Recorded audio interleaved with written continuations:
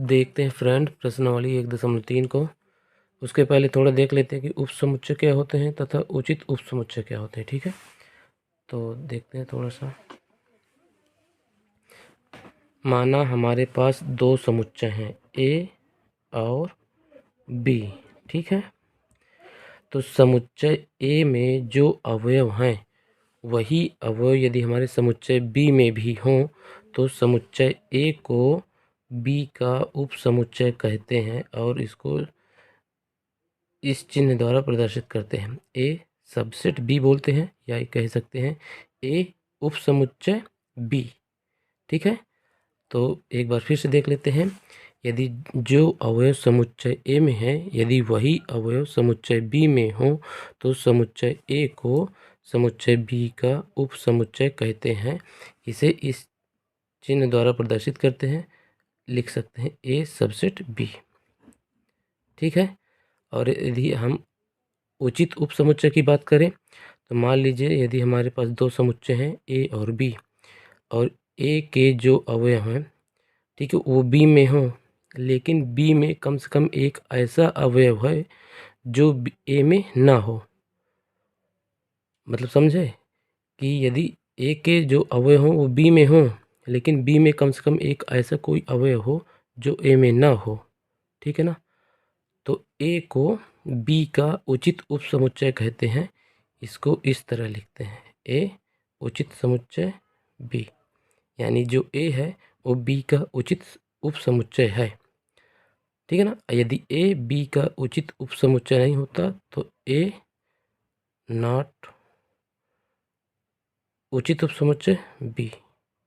ठीक है ना, यदि ठीक है ना, तो देखते हैं फिर इसी प्रकार रिक्त स्थानों में प्रतीक चिन्ह द्वारा भरकर सही कथन बताना है। यानी कि जो हमारा उचित उपसमुच्चय है और यह नहीं है, जो है तो इस चिन्ह द्वारा, जो नहीं है इस चिन्ह द्वारा भरकर बताना है। ठीक है ना, अब देख लेते हैं समुच्चय जिसके अवयव 2, 3, 4 और समुच्चय 1, 2, 3, 4, 5। तो देख एक समुच्चय हमारा ए हो गया और एक समुच्चय हमारा ये है। ठीक है ना, जो समुच्चय इस समुच्चय में कौन कौन से हैं 2, 3, 4 और इसमें भी 2, 3, 4 है, लेकिन जो इस समुच्चय में कुछ ऐसे अवयव हैं जो समुच्चय इसमें नहीं है। कौन कौन से 1 और 5, यानी कि हमारे ये वाला समुच्चय हमारा इस समुच्चय का उचित उपसमुच्चय है, इसलिए इस चिन्ह द्वारा इसको प्रदर्शित करेंगे। यानी कि ये समुच्चय इस समुच्चय का उचित उपसमुच्चय है। ठीक है, अब देखते हैं इसको। समुच्चय में अवयव हैं ए बी सी और इसमें है बी सी डी। ठीक है ना, तो इसमें जो है ए है, बी है, सी है, इसमें बी है, सी है, डी है, लेकिन इसमें ए नहीं है, इसलिए ये समुच्चय इस समुच्चय का उचित उपसमुच्चय नहीं है। ठीक है, देखते हैं यक्स सच दैट यक्स आपके विद्यालय की कक्षा 11 का एक विद्यार्थी है। यानी कि हमारा एक विद्यालय है, उसमें जो 11वीं क्लास का एक विद्यार्थी है। ठीक है, अब देखते हैं अगले समुच्चय के यक्स सच दैट यक्स आपके विद्यालय का एक विद्यार्थी है। यानी कि जो हमारा विद्यालय है उसका कोई भी विद्यार्थी हो सकता है। ठीक है ना, विद्यालय के अंदर का और विद्यालय की कक्षा 11 यानी कि जो हमारी कक्षा 11 है वो विद्यालय के ही अंदर है। ठीक है ना, इसलिए हमारा जो है ये समुच्चय इस समुच्चय का उचित उपसमुच्चय है। ठीक है ना, एक तरह से कहें कि यानी कि जो हमारी कक्षा 11 है वह और उसके अंदर जो विद्यार्थी है वो पूरे विद्यालय का एक विद्यार्थी हो सकता है। ये सही है और ये है, यही हमारा उचित उपसमुच्चय है। देखते हैं यक्स सच दैट किसी समतल में स्थित एक वृत्त। ठीक है ना, यक्स सच दैट एक समान समतल में वृत्त जिसकी त्रिज्या 1 इकाई है। ठीक है ना, तो यानी कि मान लीजिए कोई समतल में हमारा एक वृत्त है और एक समान समतल में वृत्त है जिसकी त्रिज्या 1 इकाई है, यह जो है इसका उचित उपसमुच्चय नहीं है।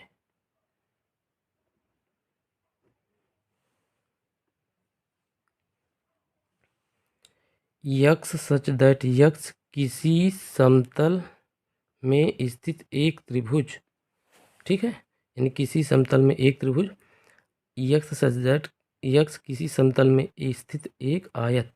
अब ये जो है ये वाला समुच्चय इस समुच्चय का उचित उपसमुच्चय नहीं है। यक्स सच दैट यक्स किसी समतल में स्थित एक समबाहु त्रिभुज। अगला समुच्चय है यक्स सच दैट यक्स किसी समतल में स्थित एक त्रिभुज, जो हमारा त्रिभुज है, ठीक है ना। अभी इसमें ये नहीं बताया, यानी कि ये वाला त्रिभुज यानी जो होगा, ठीक है, ये समुच्चय वाला त्रिभुज इस समुच्चय के अंदर है, ठीक है। यदि त्रिभुज की बात कर रहा है तो इसमें जो है ये नहीं बताया कि समबाहु त्रिभुज, समद्विबाहु त्रिभुज, विषमबाहु त्रिभुज, ठीक है ना। तो यानी कि ये वाला समबाहु त्रिभुज इस त्रिभुज के अंदर है, लेकिन इसके अंदर जो ये समुच्चय है इसके अंदर जो त्रिभुज आएंगे इसमें नहीं है। तो हमारा ये वाला समुच्चय इस समुच्चय का उचित उपसमुच्चय है, ठीक।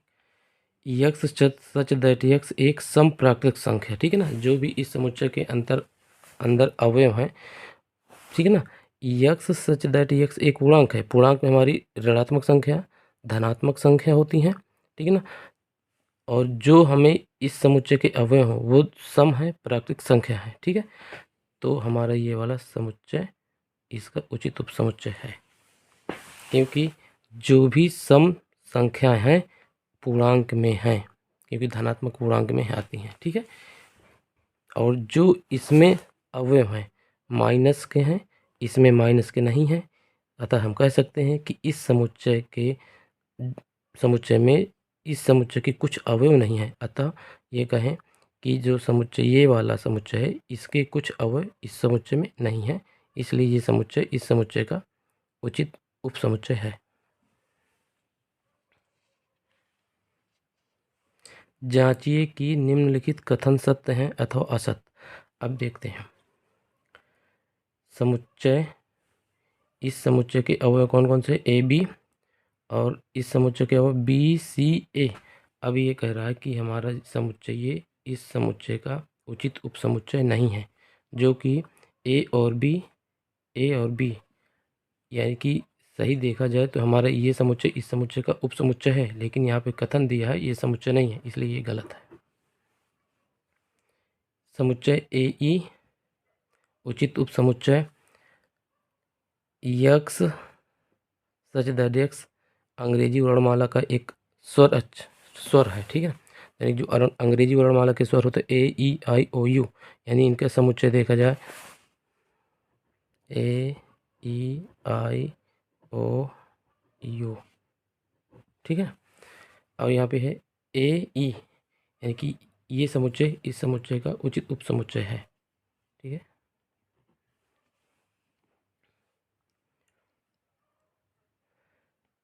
समुच्चय जिसके अवयव हैं 1 2 3 और इसमें है 1 3 5, ठीक है, ये हमारा उचित उपसमुच्चय नहीं है, गलत।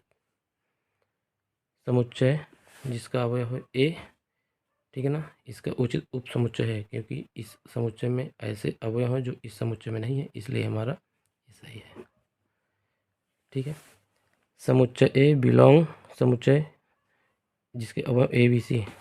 देखिए यदि यहाँ पे सिर्फ अवयव होता है, ये हमारा भी समुच्चय है, इसलिए समुच्चय इसमें बिलोंग नहीं करेगा।